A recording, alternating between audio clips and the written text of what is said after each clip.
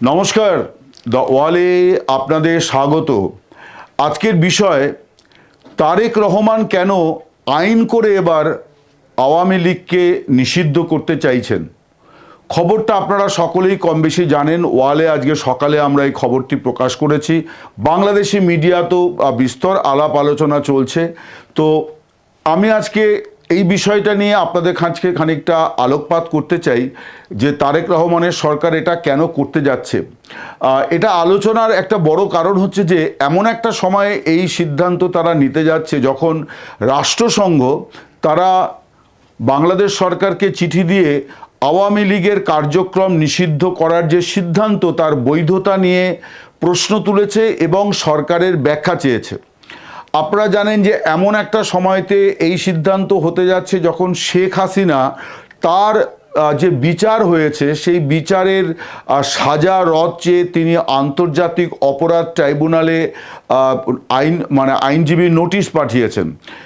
আন্তর্জাতিক একাধিক সংগঠন, মানবাধিকার সংগঠন, human rights watch, amnesty international এবং সাম্প্রতিক অতীতে আমেরিকার দুজন সেনেটর তারাও পর্যন্ত বাংলাদেশে আওয়ামী লীগের ওপর নিপীড়ন, নির্যাতন এবং তাদের কার্যক্রম নিষিদ্ধ ঘোষণা করে রাখার বিষয়টি নিয়ে সরব হয়েছেন এবং তারা বারে বারে বলছেন যে এই কার্যক্রম নিষিদ্ধ করার যে নিষেধাজ্ঞা এটা প্রত্যাহার করতে হবে। এখন দেখা যাচ্ছে যে তারেক রহমানের সরকার প্রত্যাহার তো দূরে থাক, তারা এই ব্যাপারে মোহাম্মদ ইউনূসের সরকার যে অর্ডিন্যান্স জারি করেছিল সেটা এখন বাংলাদেশ সংসদে তারা আইন আকারে পেশ করতে চলেছে এবং তাতে কিছু অতিরিক্ত বিষয় যুক্ত করতে যাচ্ছে বিএনপি সরকার। সেই অতিরিক্ত বিষয়টি হচ্ছে যে সরকারি নিষেধাজ্ঞা অগ্রাহ্য করে কেউ যদি এই ধরনের সভা সমাবেশ অর্থাৎ আওয়ামী লীগ যদি তাদের কর্মসূচি পালন করতে শুরু করে তাহলে তাদের ওপরে নানান ধরনের কঠোর সাজার ব্যবস্থা হবে, সর্বোচ্চ 10 বছর জেল, জরিমানা এই ধরনের কিছু বিধানের কথা ভাবা হয়েছে। এখন আলোচ্য বিষয় হচ্ছে যে কেন আওয়ামী লীগকে এইভাবে নিষিদ্ধ করে রাখতে চাইছে আরেকটি রাজনৈতিক দল বিএনপি। তারা কিন্তু নির্বাচনের আগে উল্টো কথাটি বলেছিল। স্বয়ং তারেক রহমান এবং দলের মহাসচিব মির্জা ফখরুল ইসলাম আলমগীর এবং অন্য নেতারাও বলেছিলেন যে তারা নীতিগতভাবে কোনো দলকে নিষিদ্ধ ঘোষণার পক্ষপাতী নন। এটা থেকে অনেকের ধারণা হয়েছিল যে বাংলাদেশের সরকার প্রতিষ্ঠার পরে বিএনপি যখন ক্ষমতায় চলে আসবে অর্থাৎ যখন আর ইউনূস সরকারের কোনো প্রশ্ন থাকবে না, অস্তিত্ব থাকবে না, তখন বিএনপি সরকার এই নিষেধাজ্ঞা প্রত্যাহার করে নেবে। অনেকের ধারণা ছিল, অনেকে বলার চেষ্টা করেছিলেন যে তারেক রহমান যে দেশে ফিরেছেন এই জন্যে তার সঙ্গে বিভিন্ন পরাশক্তির যে আলাপ আলোচনা হয়েছে সেই আলাপ আলোচনায় এইটা একটা শর্ত ছিল যে আওয়ামী লীগের ওপর নিষেধাজ্ঞা প্রত্যাহার তিনি করে দেবেন এবং সেই সব কারণে শর্ত পূরণের আশ্বাস দেওয়াতে তিনি স্বদেশে প্রত্যাবর্তন হয়েছিল গত বছর 25 ডিসেম্বর এবং ফাইনালি নির্বাচনে জিতে তিনি নির্বাচিত প্রধানমন্ত্রী। এরকম অনেক কথা শোনা গিয়েছিল যে বিভিন্ন দেশের নাম করে যাদেরকে বাংলাদেশের রাজনীতিবিদেরা পরাশক্তি বলে অভিহিত করে থাকেন, তাতে এটাই বলা হচ্ছিল যে বিভিন্ন দেশ, বিশেষ করে আওয়ামী লীগের ঘনিষ্ঠ দেশ যারা দীর্ঘদিনের মিত্র দেশ, সেই সমস্ত মিত্র দেশের তরফে তারেক রহমানের ওপরে চাপ আছে এবং আলাপ আলোচনায় এই রকম একটা বোঝাপড়া হয়েছে। কিন্তু যে সিদ্ধান্ত হতে যাচ্ছে তাতে এটা বোঝা যাচ্ছে যেগুলো সবই ছিল বাকওয়াস। এই ধরনের কোনো বোঝাপড়া যদি হয়েও থাকে তারেক রহমান এখন সেগুলিকে কোনো পাত্তা দিচ্ছেন না। তিনি তার মতো করে আওয়ামী লীগকে নিষিদ্ধ ঘোষণা করে তাদের কার্যক্রমকে নিষিদ্ধ করে রাখতে চাইছেন। অন্তত 2031 সাল পরবর্তী নির্বাচন, এই 31 সাল পর্যন্ত আওয়ামী লীগের নিষেধাজ্ঞা প্রত্যাহারের কোনো সম্ভাবনা আজকের পরিস্থিতি অনুযায়ী আমার মনে হচ্ছে না। আমার বরং মনে হচ্ছে যে বিএনপি এটাই চাইছে যে দীর্ঘমেয়াদে এই প্রধান প্রতিপক্ষ দলকে তারা নিষ্ক্রিয় করে রাখতে চায়। প্রশ্ন হচ্ছে যে কেন চায়।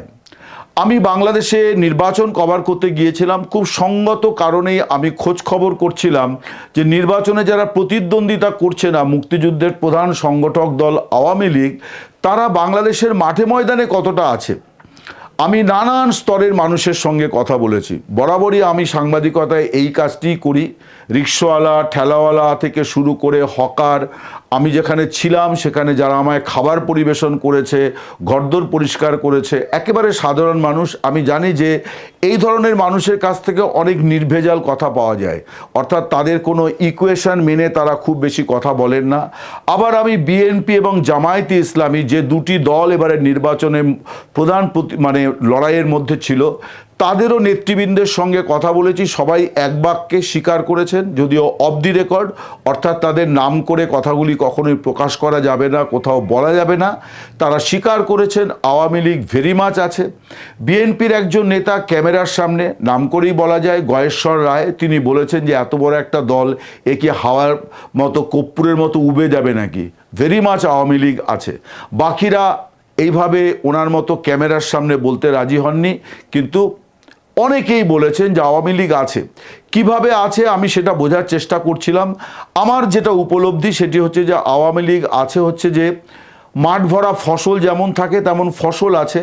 ফসল তো কাটতে হয়, কাটার জন্যে লোক লস্কর দরকার হয়, লোক লস্করও আছে। কিন্তু শুধু লোক লস্কর থাকলে পরে ফসল কাটা হয় না, বা ফসল যখন রোপণ করা হয় তখনও শুধুমাত্র লোক লস্কর লাগালে হবে না, তদারক করার লোক চাই।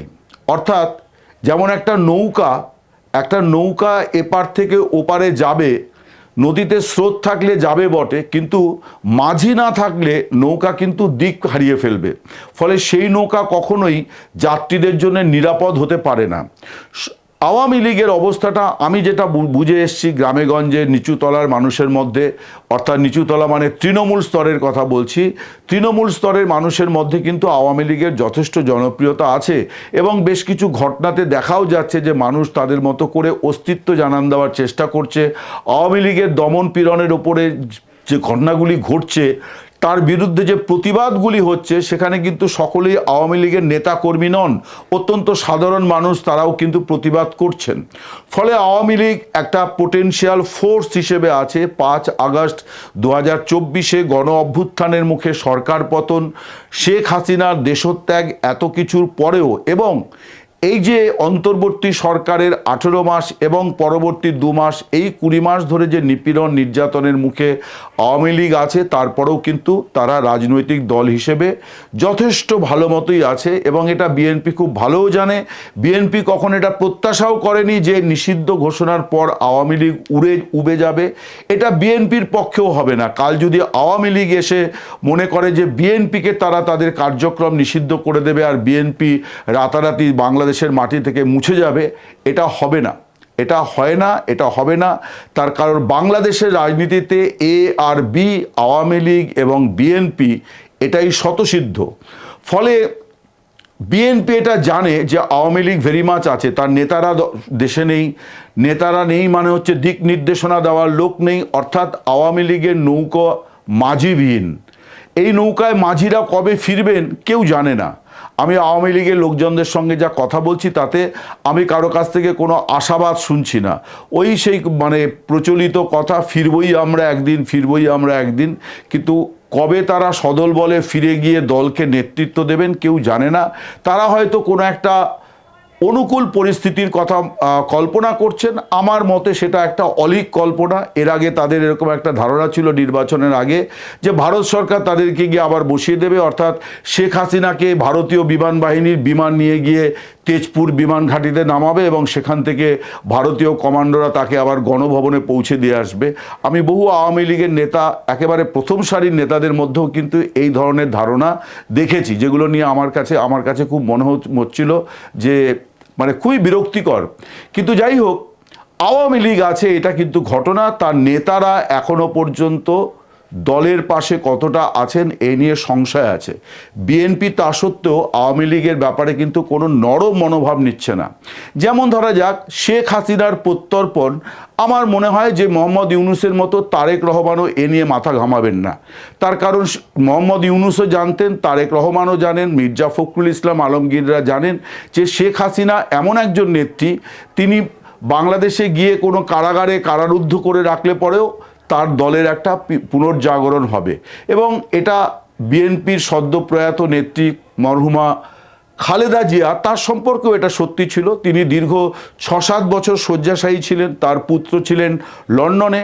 তারপরেও কিন্তু বিএনপি ছিন্ন হয়নি, বিএনপি ইনট্যাক্ট ছিল।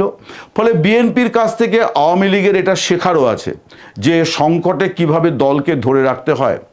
ফিরে আসি যে আওয়ামী লীগকে কেন নির্বাচনের আগে প্রতিশ্রুতি দেওয়া সত্ত্বেও এখন নির্বাচনের পর তাদের ওপরে নিষেধাজ্ঞা বলবৎ রাখতে আইন করতে যাচ্ছে বিএনপি সরকার। নির্বাচনের সময় কিন্তু আমি দেখেছি অনেক জায়গাতে আওয়ামী লীগের নেতাদের কাছে বিএনপি নেতারা অনুরোধ উপরোধ করেছেন যে জামাতকে ঠেকাতে গেলে পরে নির্বাচনে তাদের পাশে থাকার আর্জি তারা জানিয়েছেন।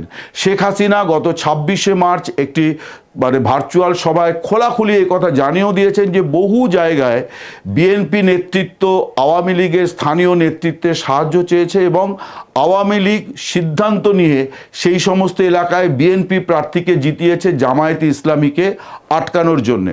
কিন্তু বিএনপি নির্বাচনের পর মনে করছে যে জামাত টামাত কিছু নয়, তার আসল প্রতিপক্ষ হচ্ছে আওয়ামী লীগ। এটাই কিন্তু বাস্তব, যে কথা আমি বলছিলাম যে বাংলাদেশ মানে হচ্ছে এ আর বি, আওয়ামী লীগ আর বিএনপি, এই দুটি দল।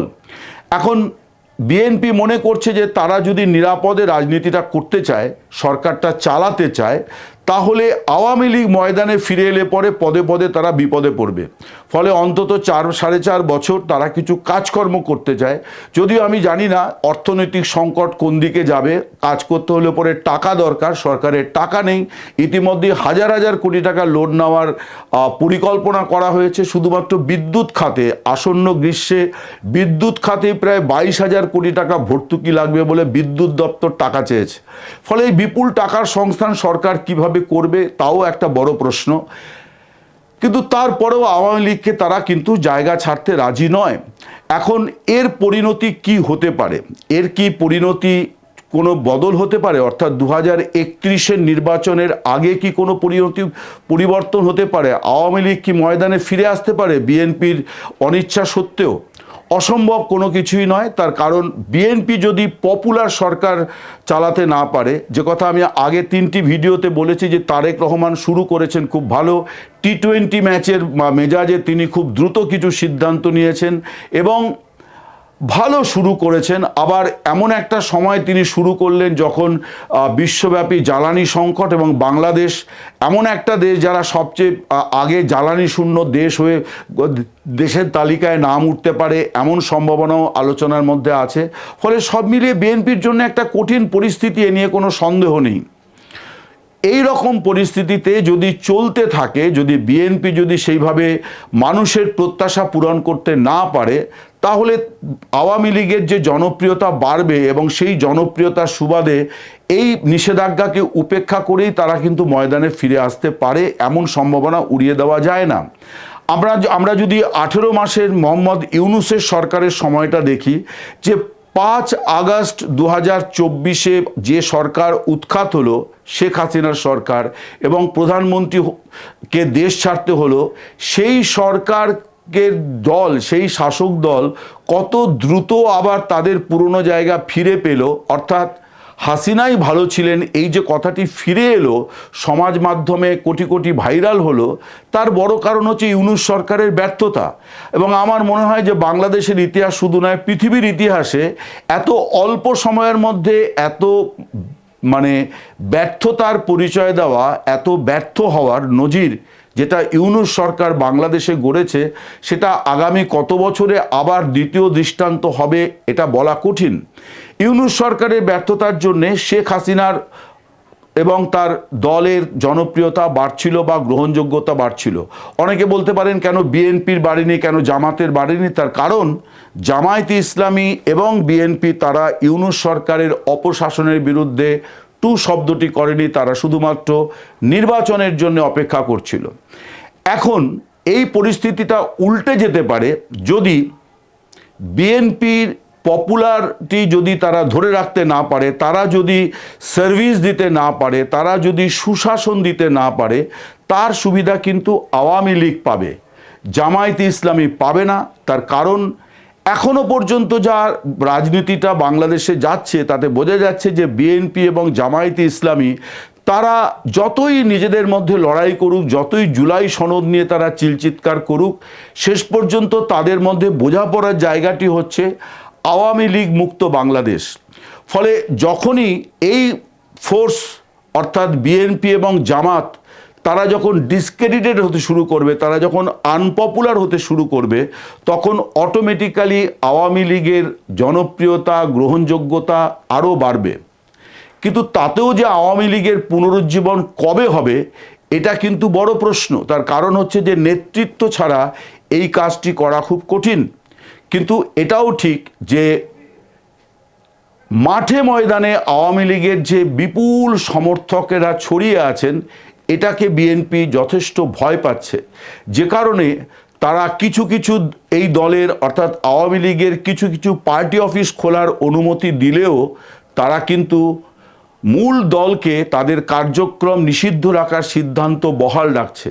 অর্থাৎ বিএনপি মনে করছে যে আমার প্রধান কাঁটা বা প্রধান প্রতিপক্ষ সংসদে জামায়াতে ইসলামী হতে পারে, কিন্তু মাঠে ময়দানে আসল প্রতিপক্ষ তারা নির্বাচনে অংশ নিক চাই না নিক, তারা হচ্ছে আওয়ামী লীগ। আর এটাও তো ঠিক যে সামনে স্থানীয় সরকার নির্বাচন আসবে, যেখানে দল থাকবে না, দলের পরিচয়ে নির্বাচন হবে না, যেখানে প্রতীকে নির্বাচন হবে না, সেখানে কিন্তু আওয়ামী লীগের স্থানীয় নেতা কর্মীরা তারা নির্বাচনে লড়তে পারেন। ফলে সেখানেও বিএনপির একটা প্রধান বড় প্রতিপক্ষ হবে কিন্তু আওয়ামী লীগের কর্মী সমর্থকেরা। ফলে বিএনপি চাইছে যে অন্তত 2031 সালের নির্বাচন পর্যন্ত আওয়ামী লীগকে নিষিদ্ধ করে রাখা, নিষ্ক্রিয় করে রাখা। পরিস্থিতির পরিবর্তন আরও একটি কারণে হতে পারে, যদি সত্যিই আন্তর্জাতিক স্তর থেকে আরও জোরালো চাপ আসতে শুরু করে এবং বিশেষ করে মার্কিন যুক্তরাষ্ট্র এবং যুক্তরাজ্য অর্থাৎ গ্রেট ব্রিটেন এইরকম এবং ইউরোপের বিভিন্ন দেশ তারা যদি চাপ তৈরি করে, তাহলে আওয়ামী লীগের নিষেধাজ্ঞা ওঠার বিষয়টি আরও একটু ত্বরান্বিত হবে। ভারত সরকার সত্যি কি করবে এ ব্যাপারে আমি এখনও সন্দিহান, আমার কাছে স্পষ্ট কোনো বার্তা নেই। কিন্তু ইউরোপ, আমেরিকা তারা যদি করে, তাহলে তারেক রহমানের ওপর খানিকটা চাপ তৈরি হবে। আগামী সেপ্টেম্বরে তিনি রাষ্ট্রসংঘের সাধারণ পরিষদের ভাষণ দিতে যাবেন। তার আমেরিকা সফরের ওপর একটা অলিখিত নিষেধাজ্ঞা আছে তার অতীতের রাজনীতির কারণে, এসব নিয়েও তিনি খানিকটা দুশ্চিন্তায় আছেন। ফলে তার ওপর যে আন্তর্জাতিক চাপ আগামী দিনে আসবে না, আরও জোরালো হবে না, তারও কোনো নিশ্চয়তা নেই। ফলে সব কিছু অনেকগুলো বাট, কিন্তু যদি এই সব কিছুর উপর নির্ভর করছে ভবিষ্যৎ। কিন্তু এই মুহূর্তে আওয়ামী লীগকে যে বিএনপি অত্যন্ত ভয় পাচ্ছে এ নিয়ে কোনো সন্দেহ নেই, যে কারণে তারা নির্বাচনের আগে প্রতিশ্রুতি দিয়েছিল বা আভাস দিয়েছিল বলা ভালো, যে ক্ষমতায় এলে পরে তারা এই নিষেধাজ্ঞা প্রত্যাহার করে নেবে। এখন দেখা যাচ্ছে অর্ডিন্যান্স নয়, তারা আইন করে আওয়ামী লীগকে নিষিদ্ধ করে রাখা বা তাদের কার্যক্রমকে নিষিদ্ধ করে রাখার পথে এগোচ্ছে। এখন দেখার যে এই পরিস্থিতি আওয়ামী লীগ কীভাবে মোকাবিলা করে। এখনও পর্যন্ত আমার কাছে আওয়ামী লীগের তরফ থেকে এই ব্যাপারে কোনো ইতিবাচক খবর নেই। নমস্কার, শুভরাত্রি, সকলে ভালো থাকবেন।